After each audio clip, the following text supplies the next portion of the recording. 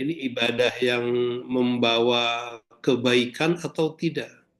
Ini ibadah yang betul-betul membuat kita semakin merasakan nikmatnya sujud, nikmatnya penghadapan wajah kita kepada Sang Maha atau tidak. Jadi nilai ibadah itu sepenuhnya diukur dari seberapa bentuk amalan itu merubah diri kita. Jadi benar sekali kalau orang mengatakan, oh dia sholat, dia zakat, dia puasa, tapi kenapa lisannya terus menyakiti gitu? Kenapa tangannya terus membuat orang lain dirugikan? Kenapa amalnya membuat orang lain merasakan ketidaksukaan gitu? Berarti amal demi amal yang dilakukan tidak membuahkan sesuatu yang bisa dirasakan. Nah, Allah sekali lagi menawarkan ini bulan adalah bulan di mana kita diberi kesempatan sejauh mana kita bisa menemukan sesuatu yang merubah diri kita lebih berbeda dari apa yang sudah kita rasakan sebelumnya. Di pertemuan sebelumnya pun kita bahas ada 6 hal ya, bahwa Al-Ghazali itu punya satu tips bagaimana kita mencoba ingin menemukan sesuatu yang berbeda dari apa yang sudah kita pernah lakukan sebelumnya. Kita ingin sepenuhnya betul-betul menjadi hamba yang Allah khususkan, melakukan ibadah yang lebih khusus. Nah ini harus kita cari bersama-sama ya. Jadi kalau yang kita dapati setiap hari adalah sebuah kesia-siaan, waduh sangat rugi besar. Jadi saya menyeru untuk saya pribadi terlebih dahulu dan untuk kita semua menemukan Ramadan tahun ini yang lebih baik itu menjadi perkara sangat penting. Kemarin kita bahas juga terkait dengan 10 hari yang sudah kita lewati ya, atau saya sebut boleh sebagai tahapan pertama bertaholli itu atau mengosongkan diri ketika Allah kemudian membuat mekanisme kelemahan-kelemahan kita tuh ditampilkan.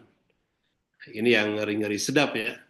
Jadi ini yang penting kalau saya pribadi ingin sampaikan untuk kita temukan terlebih dahulu gitu. Jadi tersadarkan atau tidak kita ketika melewati satu hari demi hari secara perlahan Allah itu tunjukkan gitu. Engkau sudah dilaparkan olehku, kata Allah. Wajib lapar. Engkau sudah dibuat dalam keadaan haus. Sehingga setan yang mengalir dalam dirimu itu disempitkan, kata Rasulullah kan, dengan saum ini. Dan Rasul juga mengatakan bahwa setan yang dalam wujud tidak terlihat itu dilumpuhkan. Artinya kalau kita rujuk kepada surat An-Nas, minal jinnati wan nas itu yang tugasnya yuwaswis fi sudurin nas, nah, kita perlu menyadari di situ bahwa ketika setan dalam bentuk jin itu kemudian dilumpuhkan, tidak bisa bergerak menggoda kita, artinya ketika kita oleh Allah ditampakkan kekurangan-kekurangan kita, itulah setan yang harus kita hadapi dalam diri kita masing-masing. Jadi kalau boleh saya sebut itu produk asli dalam negeri kita gitu. Jadi kalau kita tiba-tiba kok menjadi malas untuk melakukan hal-hal baik, ya itulah diri kita sepenuhnya. Ini yang harus kita nanti persembahkan gitu di hadapan Allah. Ya Allah, ini hamba yang punya sifat kemalasan ini ternyata belum juga hilang dari diri hamba. Hamba serahkan padamu ya Allah agar engkau angkat, engkau cabut kemalasan ini.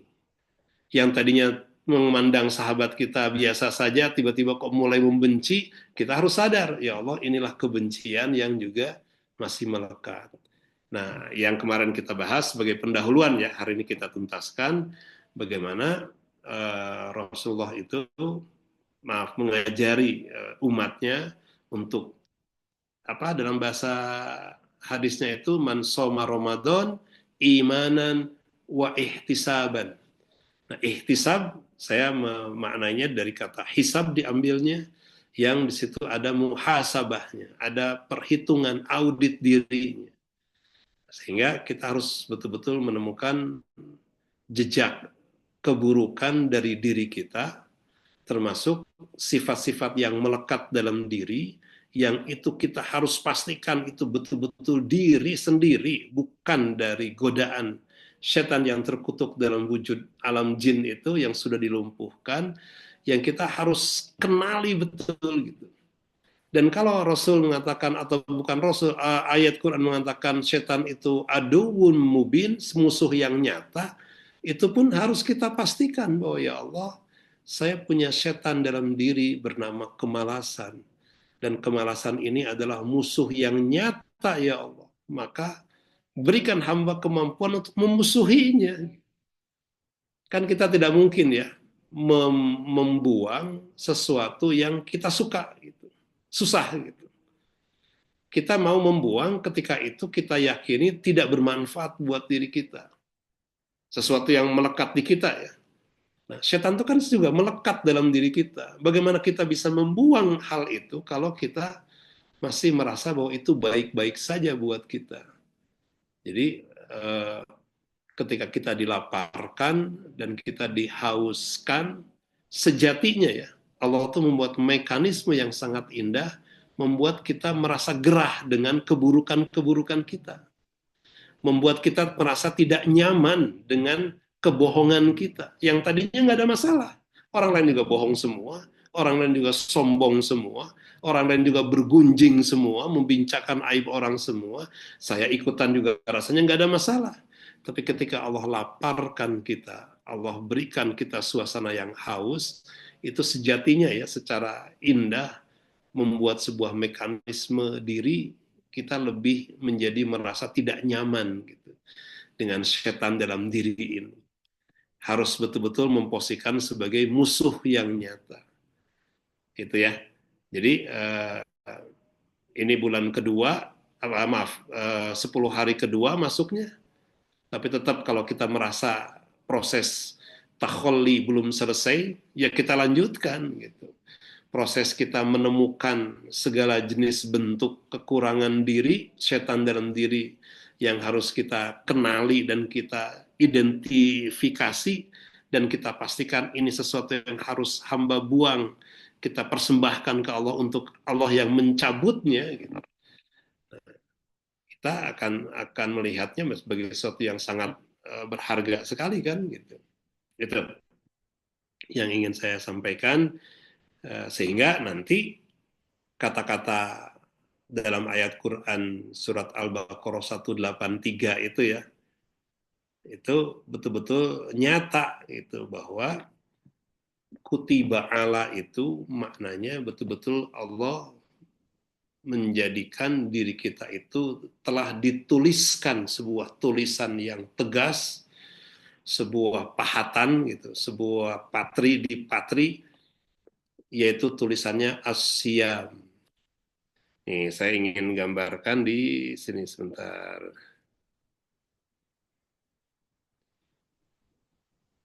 Oke.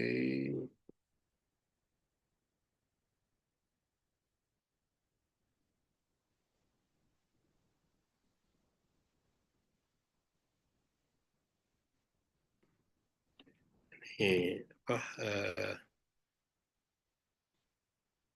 jadi kalau ini diri kita, kemudian kita tahu di bahasan sebelumnya terkait dengan istilah eh, sebentar ini diperkecil gimana caranya?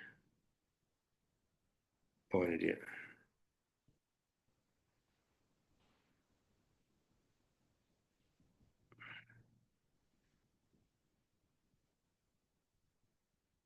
Terus tipis sekali.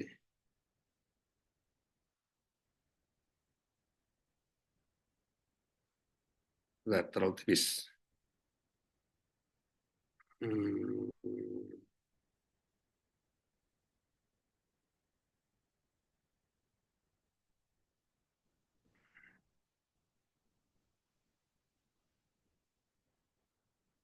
tiga, oke.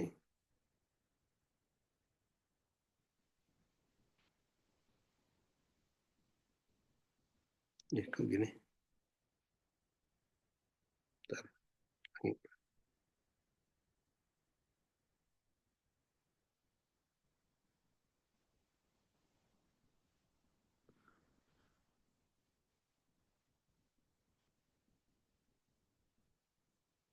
Jadi nggak keluar lagi.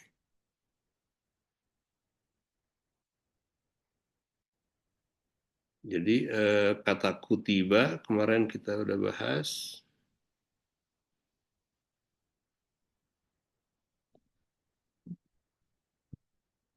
Waalaikum. Jadi dituliskan, dicatatkan di dalam dirimu, dituliskan. Selain bermakna diwajibkan ya, kita bahas kemarin. Saya menggunakan bahasa mengembalikan kepada teks aslinya bahasa Arab untuk melihat ada sisi yang lain. Kita udah bahas kemarin, atasmu. Jadi dalam dirimu dituliskan. Siapa yang menulis? Allah. Apa isi tulisannya? Nah, itu yang sedang kita perjuangkan. Nah, di sini kalau boleh saya tulis itu kayak gini jadinya. Eh,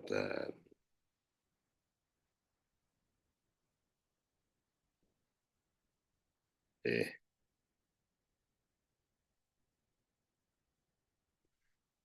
ini lagi nyoba, ini baru, ini jadi sih.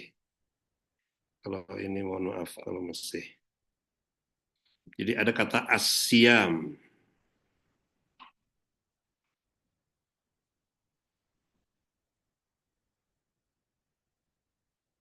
biar merah atau hijau lah, hijau lebih enak.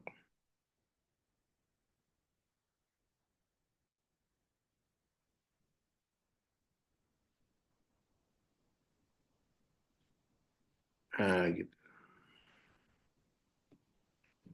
Jadi ibarat di dalam diri kita ditulis, dipahat, diukir kata-kata asyam. Yang mana siam itu kita pernah bahas kemarin. Ini teks Arabnya kalau keluar sik juga ya, Satrio ya. Saya coba nanti cari teks. Siam itu, hari ini agak tulisannya agak aneh. Saya pengen koreksi dulu. Lebih, nah ini dia. Si, iya. Nah, saya menggunakan semacam ini. Ibarat kalau Superman itu huruf S gitu.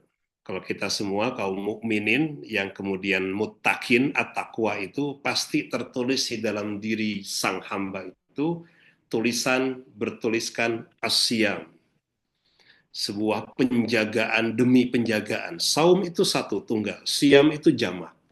Jadi penjagaan atau perlindungan atau proteksi apalagi terhadap banyak hal.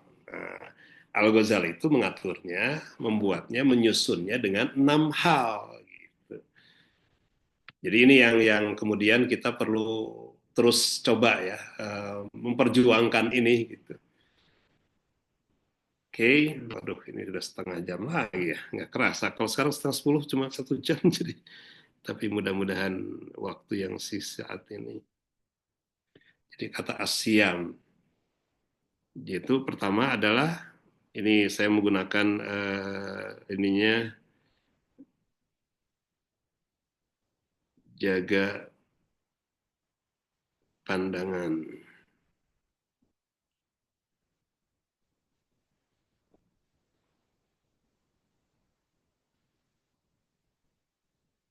Is.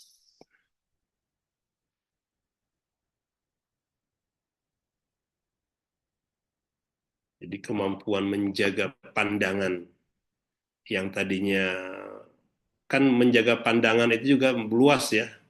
Tidak hanya sekedar melihat secara wujud benda, tapi memandang sebuah urusan. Kalau kita bisa menjaganya kan baik ya. Jadi menjaga pandangan itu gini, ada sebuah peristiwa kecelakaan, kemudian kita menjaga dari kita memandang itu sebagai sebuah keburukan yang Allah izinkan hadir, menjadi sebuah hikmah di balik peristiwa yang tidak mengenakan itu. Nah, mengatur pandangan atau menjaga pandangan itu kan termasuk mengatur, menjaga dari sesuatu yang membuat kita memandang Allah itu tidak adil. Ini menjaga pandangan. Seluas itu maknanya. Jadi tidak sekedar kita melihat sesuatu yang tidak hak, misalnya kita menonton film yang tidak Allah ridho misalkan, itu tidak sekedar itu sebenarnya. Tapi ketika melihat sebuah persoalan, kan memandang sebuah persoalan, kemudian kita berprasangka baik atau prasangka buruk, itu kemampuan menjaga pandangan itu sampai ke situ, ya kan? Nah itu, ini nomor satu. Nah nanti nomor dua, saya ini arah jarum jam ya, jadi ini mutarnya ke sini.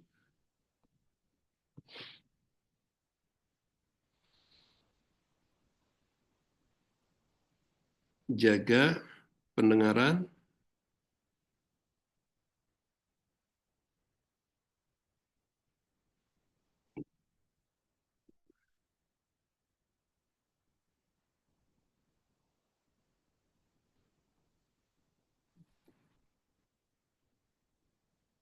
ini maaf nomor ininya.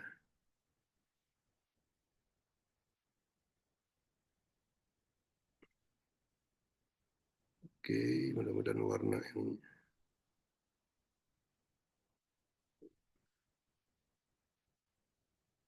Pendengaran. Dari pandangan-pandangan kita, kemudian pendengaran. Sama, kita mendengarkan sebuah berita. Apakah ketika kita mendengarkan sebuah berita, kemudian kita langsung berprasangka baik terhadap peristiwa itu, berita tersebut, atau tidak? Itu kan menjaga pendengaran juga kan? Mendengar sebuah isu, mendengar sebuah persoalan gitu, itu juga sama. Gitu. Nah, yang ketiga,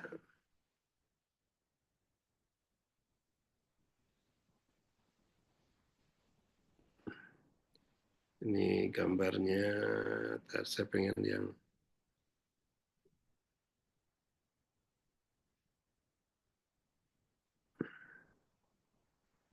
ketiga, jaga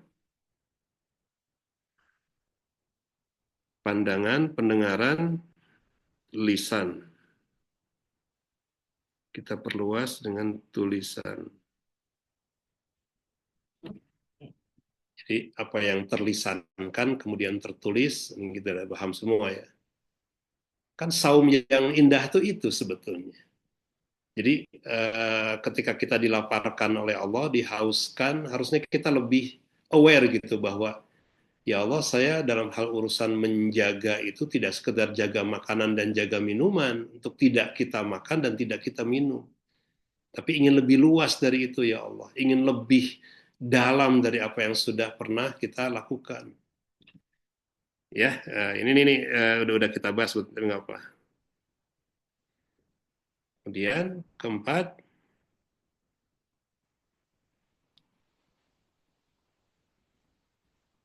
jaga amal, jaga perbuatannya.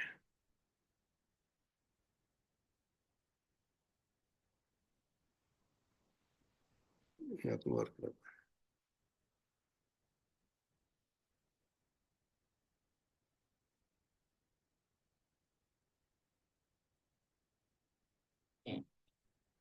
Jadi anggota badan terkait dengan amal kita ya, perbuatan kita.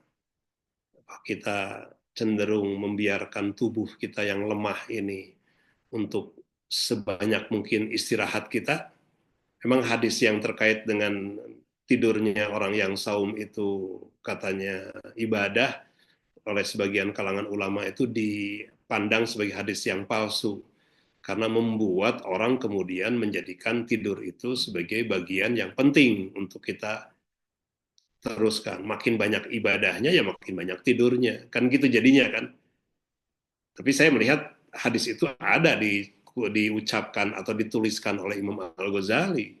Kalau saya percaya kepada sang Imam Al-Ghazali yang tidak akan menuliskan, meriwayatkan hadis yang secara kualitasnya meragukan itu. Tapi tentu harus kita pandang tidurnya orang yang berpuasa itu adalah ibadah itu dalam konteks positifnya gitu, bahwa saking mulianya gitu Ramadan itu, bahkan tidur tidak melakukan apapun gitu, itu sesuatu yang bagian dari bentuk ibadah. Ya kalau boleh saya katakan tidurnya karena istirahat semalam menegakkan qiyamul lail, paginya setelah duha misalkan kita tidur demi untuk mengembalikan badan kita, kan itu bagian dari bentuk ibadah kita, kan pengabdian kita. Nah, kalau saya melihatnya ke situ gitu. Jadi tidak dilihat dari konotasi yang konteks yang negatif ya. Ya udah kita sepanjang hari tidur aja, enggak juga. Jadi tidurnya saja sudah ibadah, apalagi ketika kita sudah pulih, sudah fit kembali, sudah bisa beraktivitas, kita lakukan segala bentuk amal lain. Jauh lebih baik daripada tidur. Nah, kan gitu. Seharusnya ya dilihatnya. Oke, jadi amal kita. Nah, kemudian yang kelima,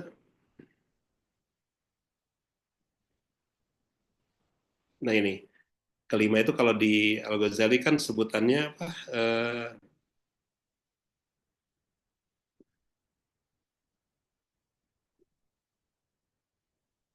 Jaga, bukan jaga, apa? Mencukupkan diri pada saat berbuka. Kalimatnya begitu. Jadi Al-Ghazali itu memberikan arahan agar kita tidak berlebihan pada saat berbuka puasa. Kenapa? Karena tujuan puasa adalah kita bisa mengekang, mengendalikan apa yang halal di mata Allah, kemudian oleh Allah ditahan. Gitu. Nah, makan dan minum kan kaitannya dengan aspek syahwatiyah kita, hasrat kita terhadap dunia. Itu disimbolkan dengan makan dan minum, dan satu lagi apa? Hubungan suami istri kan. Itu terkait dengan sesuatu yang kita inginkan dari dunia itu, kita nikmati. Kita menikmati makanan, menikmati minuman. Itu simbol. Sebenarnya lebih luas dari itu adalah menjaga aspek syahwatiyah kita. Ingat ya, syahwatiyah itu terkait dengan hasrat keduniaan kita. Nah, disimbolkan oleh kemampuan kita untuk menjaga mana yang layak kita makan, mana yang mencukupi untuk kita makan. Makan ala kadarnya dalam bahasa Arab ya. Atau kalau dalam rujukan lainnya misalkan kata Rasulullah, cintailah pasanganmu ala kadarnya. Ala kadarnya itu sebetulnya bukan sebuah kata yang dimaknai oleh umumnya kita dengan seada-adanya gitu. Tapi ala kadarnya itu sesuai dengan ukurannya. Jadi kalau misalkan tujuan Ramadan itu lapar, kemudian adalah kemampuan mengendalikan makanan, maka jangan sampai ketika berbuka kita tidak lagi mampu mengendalikan makanan apa yang akan kita makan gitu. Seharusnya kemampuan latihan seharian itu membuat kita membuktikan, ya Allah, saya sudah Engkau latih dengan tidak makan, tidak minum, agar ketika ada kesempatan makan, saya akan makan secukupnya, sesuai dengan saya mau menegakkan qiyamul lail nanti malam. Kalau saya penuhi perut yang tadinya harusnya isinya sepertiga makanan, sepertiga minuman, dan sepertiga udara, ternyata telah terisi oleh makanan 2/3 penuh gitu. Dan oleh minuman sepertiga, sehingga perut penuh kembung. Otomatis kemampuan kita beribadah hal lainnya berat sekali untuk kita lakukan. Jadi saya bisa mengatakan nomor 5 ini, dibalik makan secukupnya saat berbuka itu adalah jaga keinginan.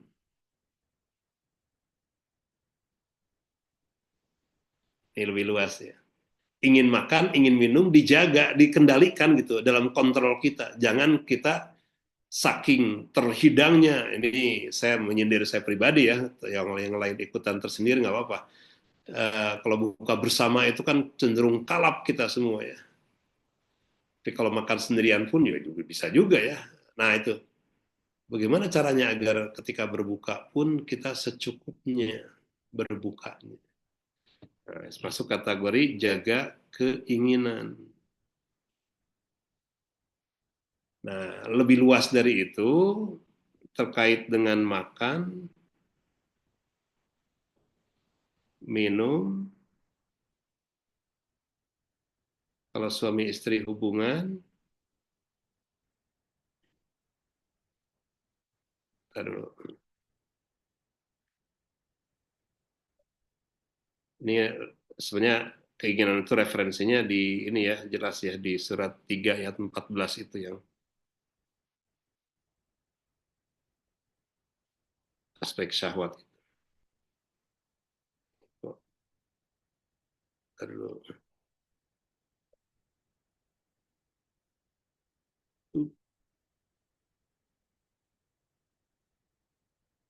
ayat 14.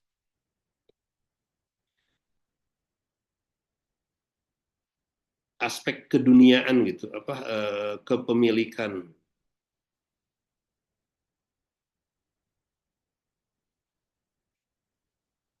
Ini nggak mudah ya. Kita boleh tidak makan, tidak minum, berlimpah, tapi ingin punya ini, ingin punya itu, ingin beli ini, ingin beli itu dengan apa yang terlihat dari mata kita, itu perkara nggak sederhana. Yang tadinya tidak ingin memiliki benda-benda tersebut menjadi sangat suka dan sangat ingin memiliki. Nah, ketika kita tidak punya kemampuan, tidak punya kesempatan, tapi rasa ingin memilikinya sangat besar, pasti bermasalah. Nah, yang Al-Ghazali sampaikan itu ketika mencukupkan pada saat berbuka, berbuka itu pada saat kita boleh makan, kita cukupi itu secukupnya. Sama ketika kita punya keinginan memiliki benda, saat ada uangnya gitu, bisa nggak menahan diri untuk tidak terburu, eh, bukan terburu nafsu sebetulnya, karena bukan nafsu, bukan urusan di hawa nafsu itu, terburu syahwat kita untuk segera memiliki benda tersebut. Nah, seharusnya lapar dan haus itu membuat kita mampu mengendalikannya, menjaganya. Jadi saya menggunakan istilah kepemilikan ini, karena ini benda-benda.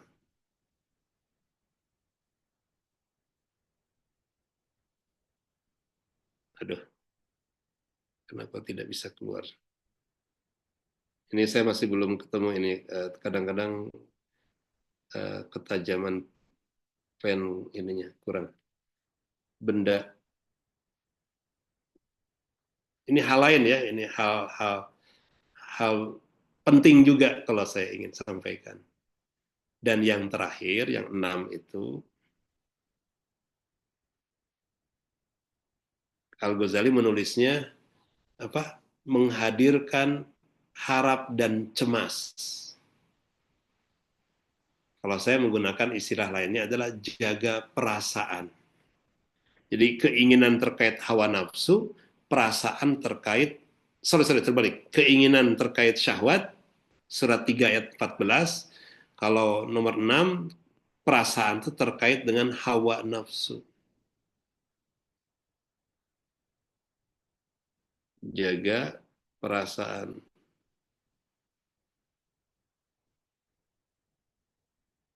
Ini keluar tulisan.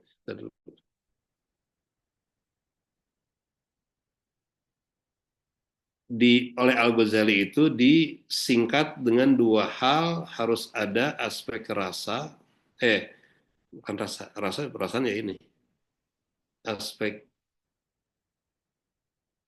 maaf, apa, harapan dan ketakutan.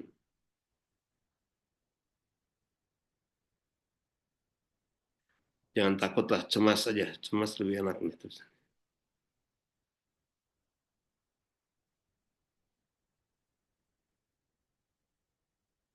Harap dan cemas.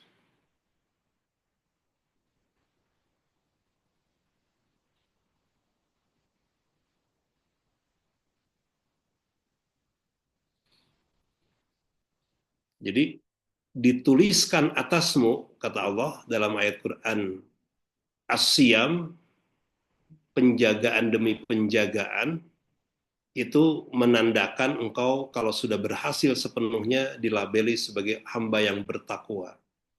Selama belum mencapai ketakwaan, ya kita berjuang terus sepanjang tahun. Tahun ini Ramadan kita sudah melewati hampir setengahnya ya, menuju ke setengahnya hampir. Nah, alih-alih di fase taholi kita tuh kita sambil mengukur gitu. Kita kan taholi itu mengosongkan kemampuan menjaga pandangan, gagalnya di hal apa saja. Untuk urusan pendengaran, mendengar, menyimak, mengikuti sebuah berita misalkan. Seperti apa? Lisan kita, tulisan kita, apa kabarnya? Masih terjaga atau tidak? Kemudian perbuatan kita, jelas ya. Nah, kelima ini kita masuk ke bagaimana dengan keinginan-keinginan kita. Pada saat kita punya keinginan, lapar haus itu membuat kita harusnya ya diberi oleh Allah semacam energi positif, membuat kita mampu mengendalikan. Kenapa Al-Ghazali itu menyarankan tipsnya adalah cukupkan masa berbuka itu dengan secukupnya aja, nggak perlu berlebih, karena agar kemampuan energi kita untuk mengatur keinginan itu terjaga.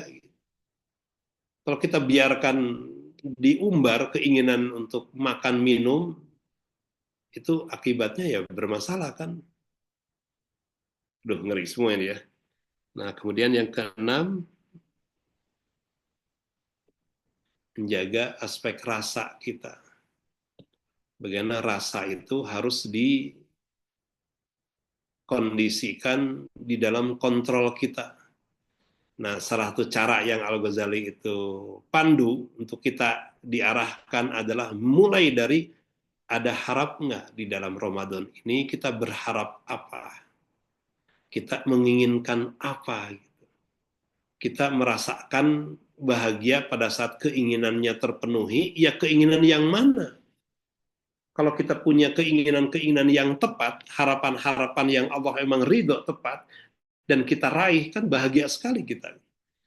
Contoh yang kecil aja sederhana, ya Allah, saya ingin Ramadan ini ketika saya memberikan sedekah kepada orang yang membutuhkan, ingin ya Allah hati ini bergetar dan penuh bahagia, bukan penuh penyesalan karena mengeluarkan uangnya.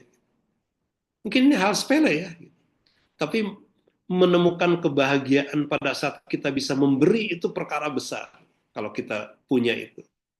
Ya Allah, hamba ingin ketika membaca Al-Quran, kok di sebagian bacaan ketika dibuka terjemahnya, dihayati, kok ada getaran-getaran gitu. Ada sebuah keterharuan, ada sebuah jeritan, ada getaran, ada apa bergetar hati ini dan menangis. Kan itu hal yang mahal ya bagi sebagian besar kalangan yang memang nggak tahu cara menemukannya gitu. Nah, bisa nggak terbangun di dalam setiap hari setelah berbuka atau sebelum berbuka sebetulnya, kalau kata Al-Ghazali itu menghadirkan dua keadaan, dua perasaan ini, rasa harap dan cemas. Cemasnya apa? Mencemaskan, ya Allah, kok sehari ini gagal lagi nih, masih aja ada amarah, masih aja dengki, masih juga ada kebencian gitu. Ya Rabbi, ampun, ampun, ampun gitu. Jadi kalau ini belum ini kita putar lagi, udah. Jadi tawafnya keseharian kita adalah mencoba memutari diri kita dengan mengevaluasi muhasabah kita. Hei hamba, hei diri, bagaimana dengan pandanganmu? Sudah terjaga belum? Hei diri, bagaimana dengan pendengaranmu? Hei diri, bagaimana dengan lisan dan tulisanmu? Perbuatan-perbuatan, keinginan-keinginan, dan perasaan-perasaan. Lengkap ya? Kalau saya melihatnya ini sangat lengkap.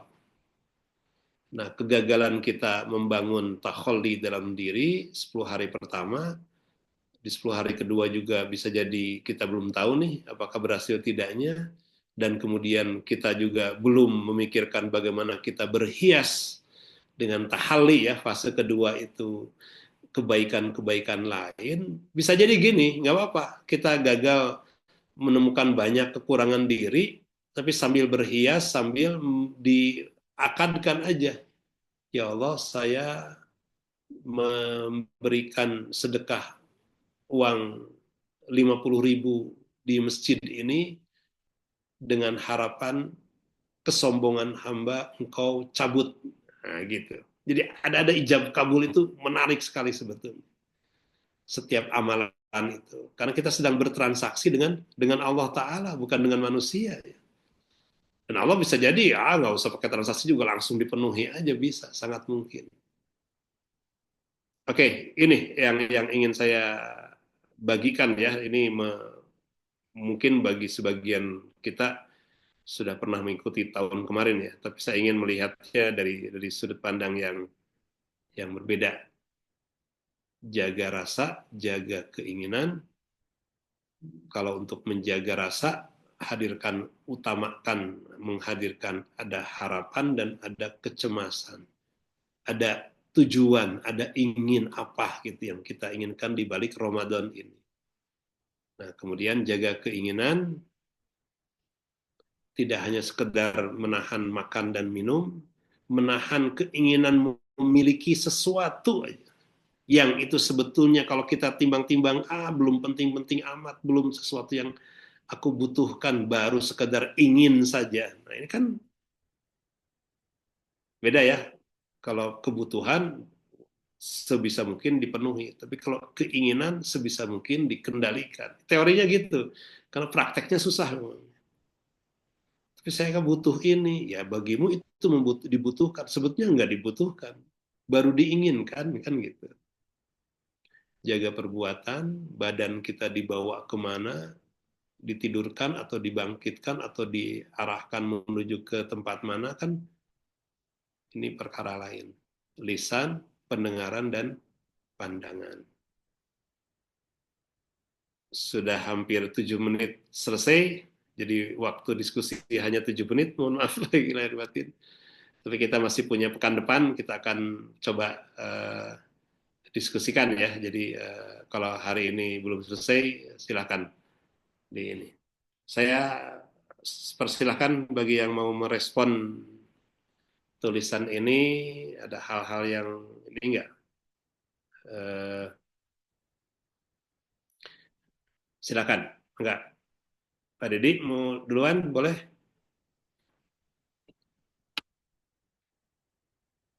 Ini share, oh ini bagus share ya. Saya mau ngopi sebentar.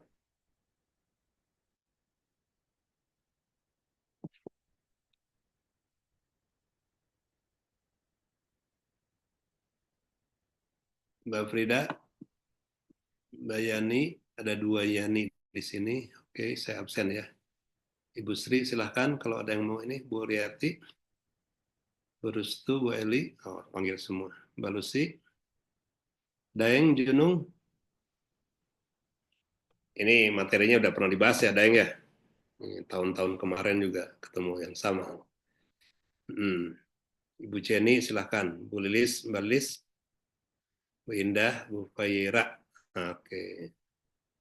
Mbak Farida, Bu Eti, Teh Yandian. Hadir, Kang.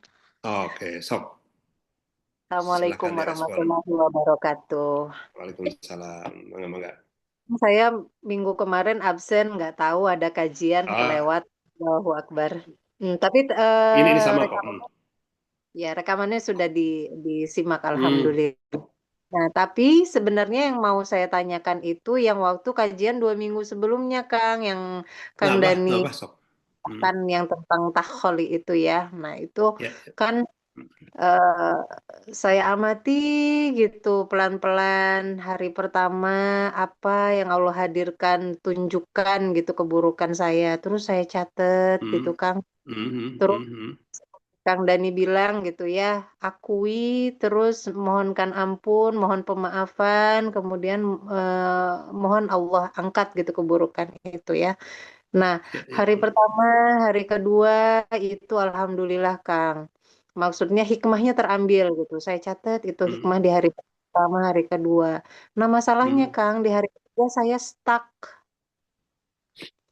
Di hari ketiga itu Allah tampakkan. Kemudian Hmm. apa namanya saya akui, ya itu memang kejelekannya saya gitu. Hmm. Tapi Hmm. itu ada bercampur rasa amarah, Kang. Hmm. Hmm. Yang menyebabkan saya tuh nggak tulus mohon mohon ampunnya gitu, Kang. Marahnya gimana? Maksudnya gini, model marahnya memarahi siapa gitu? Kan tergantung amarahnya kepada siapa. Ya, Marah kan diri sendiri gitu. ya kesel sama sama objek yang subjek yang Allah hadirkan gitu.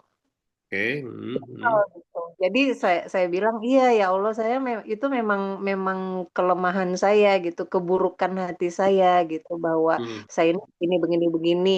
Nah, tapi nah masih ada tapinya itu kan. Nah, gimana? Tapi dia kan gitu. Nah, itu yang ngebikin ngebikin saya jadinya apa namanya sulit sekali gitu letting go-nya gitu, memohon ampunnya Hmm. itu kayak hanya di mulut aja nggak dari hati gitu. Dan itu Hmm. tuh jadi menghalangi saya untuk bisa menistighfari apa namanya keburukan-keburukan yang Allah hadirkan di hari-hari selanjutnya gitu, Kang. Itu Hmm. yang saya bilang jadinya stuck gitu, jadinya nggak move on, jadinya catatan catatan apa namanya tafakurnya berhenti gitu, Kang.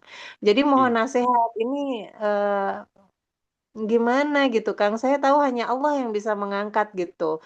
Tapi ketika permohonan itu nggak sungguh-sungguh, jadinya sedih gitu, Kang.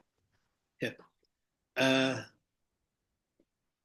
Justru kita dibuat sadar, Tayan, bahwa setan dalam diri ini tidak pernah berputus asa untuk terus berikhtiar memanfaatkan kelemahan diri itu agar kita stuck gitu.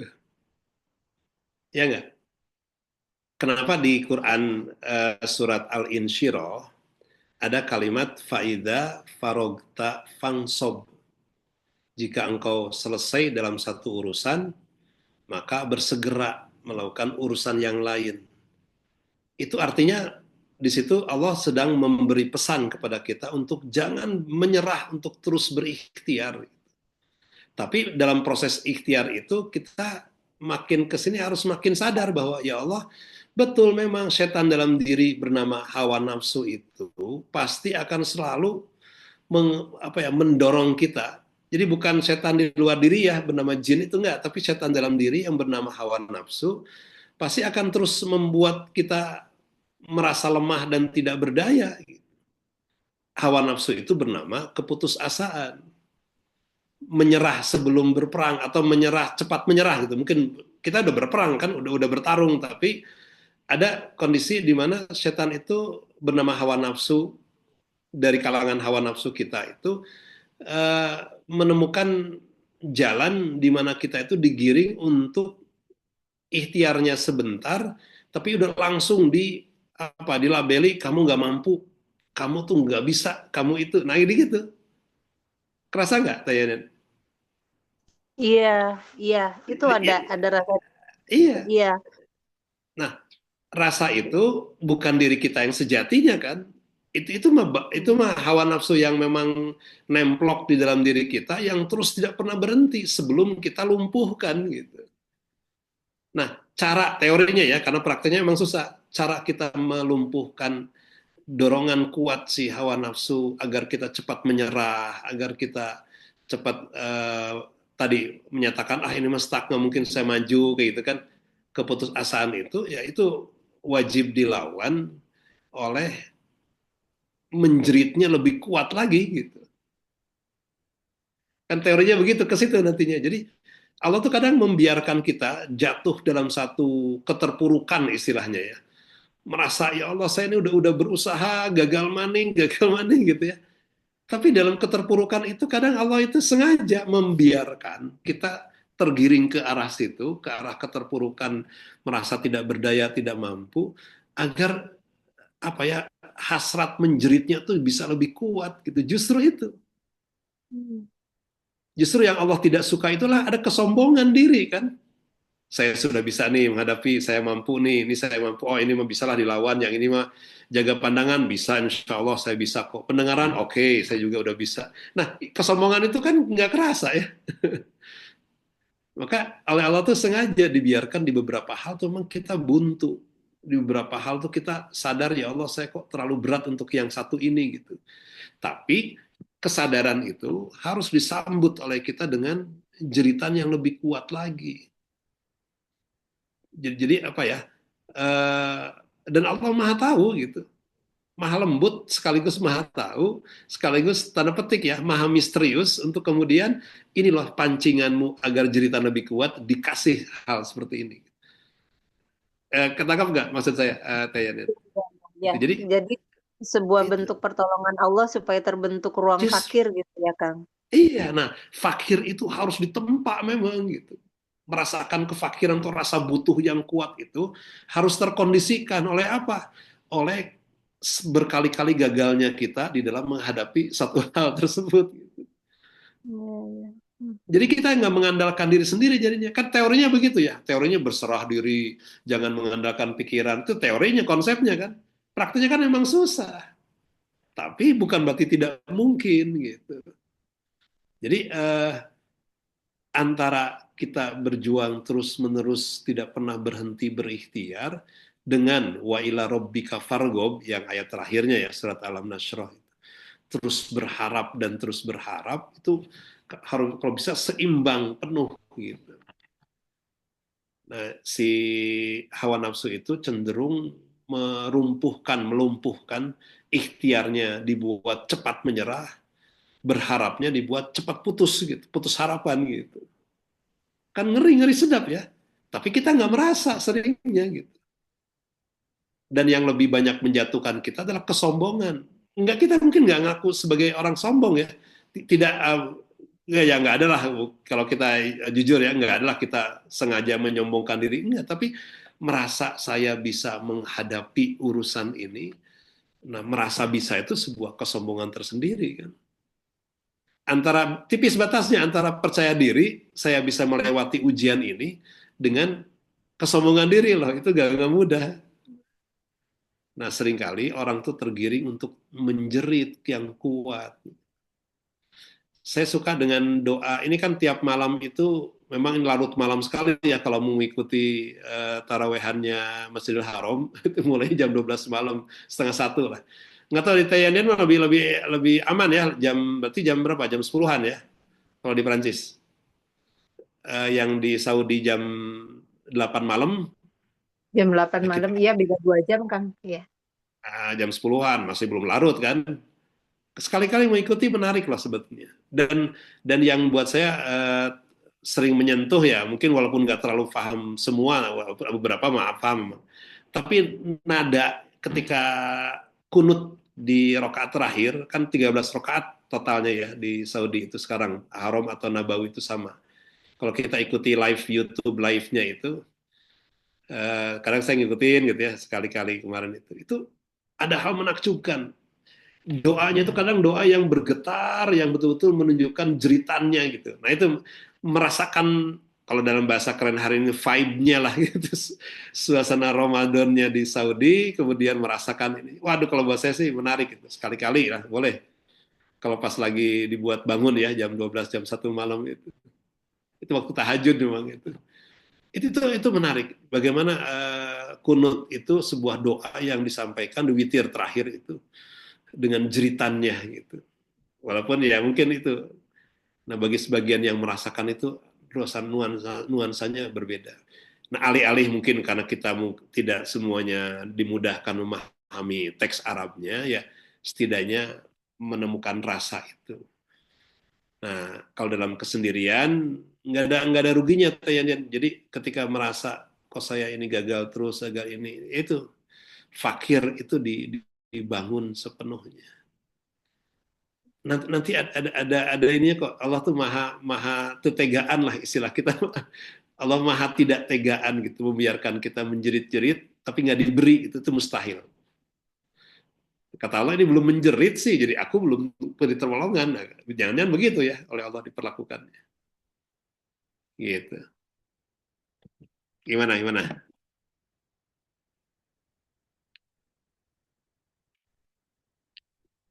Sudah, bentar. Nyala nggak? Bentar, kerasa panas. Oke, yang lain? Tapi sudah lewat jam 10. Ada lagi? Monggo satu lagi aja. Tapi tanyaan gimana? Segitu Iya, sementara dicoba dulu ya. Oke, iya, nanti pekan insya depan Allah Kang itu kita tes apa lagi gitu. namanya? Iya, alhamdulillah, insya Allah dimohonkan lagi. Emang kita nggak boleh berhenti meminta, terus saja gitu. Kefakiran, difakirkan ya Allah, dibuat tidak berdaya ya Allah, dibuat tidak sombong dengan kemampuan diri ya Allah. Itu Iya. Itu digiring jatuhnya ke di situ situ aja. Kang ya Kang ya. Jatuhnya di Gimana? situ karena ngerasa oh hari pertama oke, ngerasa keambil hikmahnya gitu. Hari kedua oke, makanya ya sama Allah langsung dijatuhin aja gitu. Masya Bisa, Allah. iya. Justru Alhamdulillah.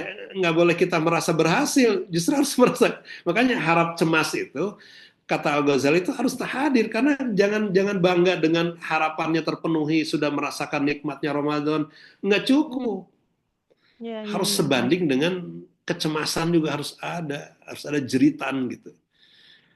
Jujur saya sendiri juga masih merasa banyak beberapa hal masih kurang, banyak belum berhasilnya, tapi rasa itu mahal gitu, harus kita hadirkan, tidak berdayanya itu. Ih, teori mah gampang ya. Masya Allah. Ya, Prakteknya itu. terus Iya, iya, iya, Aturna. itu yang kita sedang perjuangkan sama-sama ya, insya Allah. Gitu. Dari yang lain boleh boleh kalau masih ada. Ini Ramadan sih saya tidak terlalu panjang uraiannya ya, Kang, tapi ya Kang mangga Dani, mangga kalau ada. Bu Jani ya silahkan. Kang, kalau ini mau nanya, kalau bersedekah atau memberi gitu, Hmm, hmm. eh niat, bukan niat, apa, kita berharap karena pada saat itu kita lagi banyak masalah gitu, jadi kita sedekah boleh nggak gitu, gitu, Justru bukannya niatnya, harus. Justru oh, harus ada, kalau saya malah menganjurkan harus ada ijab kabul. Tapi kepada Allah kan bukan kepada iya orang yang kita kepada Allah berinya. bukan kepada, nggak apa-apa Bahkan ya.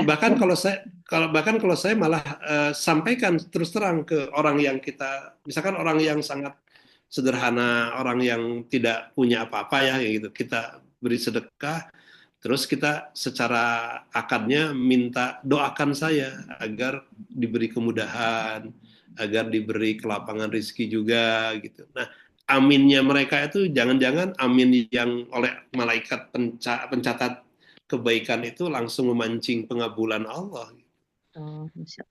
Ke anak-anak yatim yang kita undang, kemudian kita minta doakan mereka, itu doa mereka tuh walaupun polos-polos aja mereka mengaminkan, jangan-jangan Allah sudah mengangkat ke pintu pengabulan yang kuat gitu. Iya, Jadi kadang suka nggak enak ijab, hati itu. hmm, ya kita lihat orangnya memang. Kalau orangnya memang sebenarnya dia Nggak tidak ke minta-minta, sama Allahnya hmm, gitu, kayak kayak kita berbuat gitu, kayak ada maunya gitu. Gimana? justru dengan Allah harus ada maunya justru. Oh, gitu ya. Iya, iya. Justru yang membedakan begini, kita kepada manusia jangan berharap sesuatu dari manusianya. Tapi Iya. itu ikhlas itu kan, ikhlas itu. Kepada manusia kita tugasnya memberi, menolong tanpa pamrih, tapi kepada Allah melalui pertolongan itu harus ada transaksi, harus ada jawab kabul. Ya Allah, saya butuh hati dilembutkan. Dengan sedekah ini saya butuh engkau melembutkan hati saya. Jadi kita harus minta khusus pada Allah. Oh, iya. Dengan sedekah ini ya Allah semoga engkau lapangkan rizki. Dengan sedekah ini semoga engkau mudahkan urusan misalkan menjual rumah atau apalah urusan-urusan yang kita sedang ini. Dengan sedekah ini ya Allah hamba semoga dimudahkan untuk mengganti atau membayarkan utang-utang yang menjadi tanggung jawab hamba ya Allah. Jadi justru dengan Allah transaksinya harus benar-benar kita minta karena Allah as-somad, tempat diminta, dan kita adalah hamba yang harus meminta. Nah, setan tuh menggoda kita minta-minta terus ke Allah, enak aja gitu. Nah, gitu. Mana amalmu? Nah, dibikin begitu kan. Tapi kepada manusia, ketika manusianya tidak berterima kasih, kita dibuat marah. Padahal terima kasih itu mah bukan tujuan kan gitu. Gitu Iya, menjadi. iya, iya, iya, Iya, makasih. iya. Sama-sama. Oke, oke. Masih ada? Mas Fatin baru datang nih. Baru lihat soalnya. Iya Kang, baru telat masuk. Oh, boleh kalau mau respon, enggak ya? Iya belum Kang. Oke. Udah selesai soalnya udah lewat 11 menit. Ya, nggak apa-apa. Ini tidak panjang malam-malam ini ya, tapi mudah-mudahan dari yang singkat seperti ini ada hal yang bisa kita raih. Ini kita jadikan evaluasi di 20 hari pertama lah. Sebelum 10 hari terakhir kita akan fokuskan lebih dalam lagi terkait masalah malam-malam qadar itu seperti apa sih sebenarnya. Terus kenapa kok kecenderungan banyak orang itu tidak mampu meraih Lailatul Qadar itu dalam tanda petik ya gagal dan gagal, kira-kira faktornya apa. Yang jelas sih memang faktor utamanya adalah karena di 20 hari pertama luput, tidak bebersih diri, tidak taholli, luput juga tidak berhias diri dengan kebaikan-kebaikan. Nah, dua hal itulah yang kemudian selalu harus senantiasa kita jadikan evaluasi terus-menerus ya. Jadi yang pasti Allah itu maha lembut dan Allah itu maha meraih hatinya yang ingin menjerit, menemukan kasih sayang Allah. Semakin jeritannya makin dalam, insya Allah kita akan semakin bisa mendapatkan apa yang sudah dijaminkan oleh Allah. Kepada siapa yang meminta, Allah pasti akan memberi. Kepada siapa yang menjerit, Allah pasti akan merangkul. Nah, rangkulan Allah pada saat kita menjerit itu tidak pernah bisa kita sangka ya bentuknya seperti apa. Yang pasti Allah yang kemudian dengan sangat indah menanamkan ke hati kita itu kelembutan-kelembutan. Itu yang sangat mahal. Mari kita jaga sama-sama insya Allah. Mudah-mudahan Ramadan tahun ini betul-betul kita temukan keindahan yang di situ hanya hati kita yang merasakan indahnya bulan ini. Semoga evaluasi diri terus kita bangun, harap cemas kita terus tumbuhkan, kemampuan menjaga keinginan-keinginan bisa kita wujudkan, menjaga dari segala hal langkah kita, perbuatan kita, dorongan lintasan hati kita semoga bisa kita amalkan sejalan dengan apa yang Allah kehendaki. Semoga kita dimampukan menjaga terus semampu kita lisan kita dan tulisan kita. Semoga kita juga mendapatkan kekuatan dari Allah Ta'ala bisa menjaga pendengaran kita, mensortir atau menyaring apa yang kita dengar, yang baik kita ambil, yang buruk kita tinggalkan. Semoga mata kita, pandangan kita, cara kita melihat sebuah persoalan pun Allah senantiasa menjaganya. Tidak ada penjagaan yang lebih indah di dalam ibadah saum ini kecuali jika itu penjagaannya betul-betul Allah yang mencatatkan, Allah yang menuliskan di dalam setiap hati nurani kita, di dalam dada kita.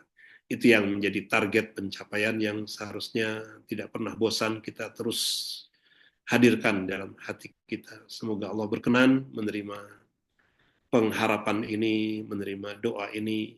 Kita tidak luput doakan juga keluarga kita, saudara-saudara kita yang sakit. Semoga Allah Ta'ala anugerahkan mereka ridho dengan ketetapan sakitnya. Semoga Allah anugerahkan kesembuhan yang membawa kebaikan bagi lahir batinnya.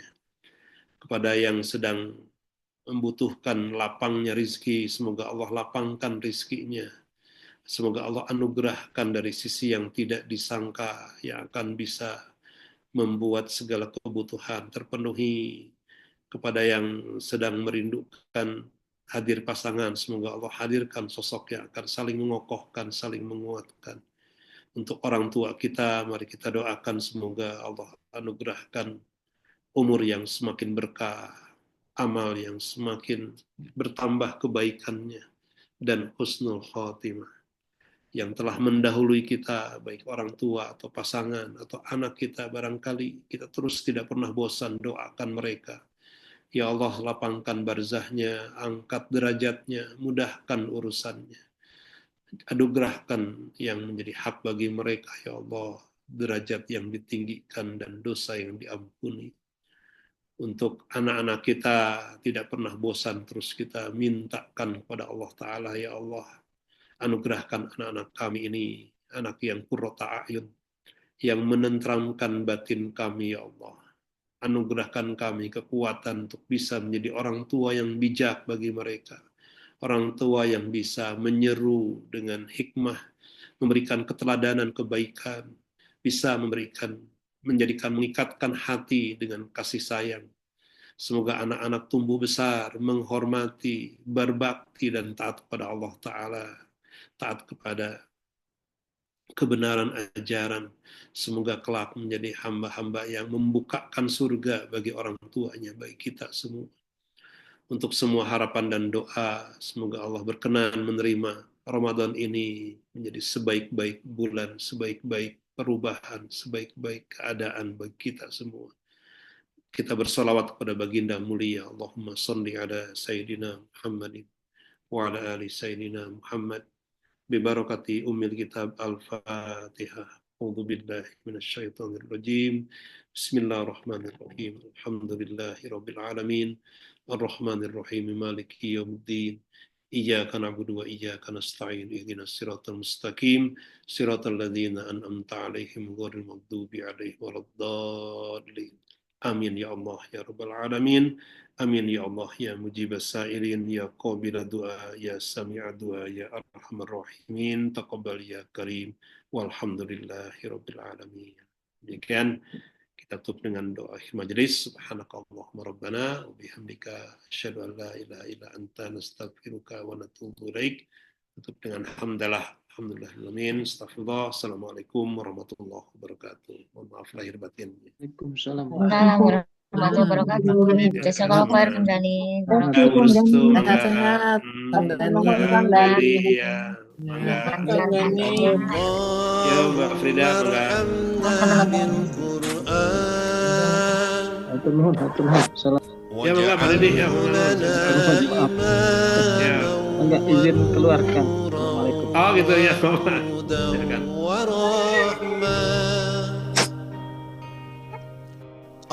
Allahumma dzakirna minhum ma nasina wa 'allimna minhum ma jahilna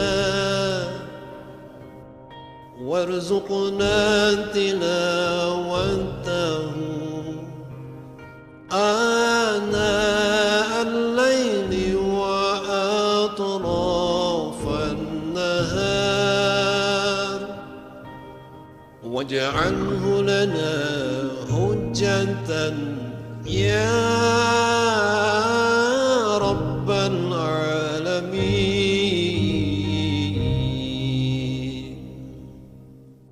Oh. Assalamualaikum. Mangga, salam ya Ridwan ya. Mangga. Yo.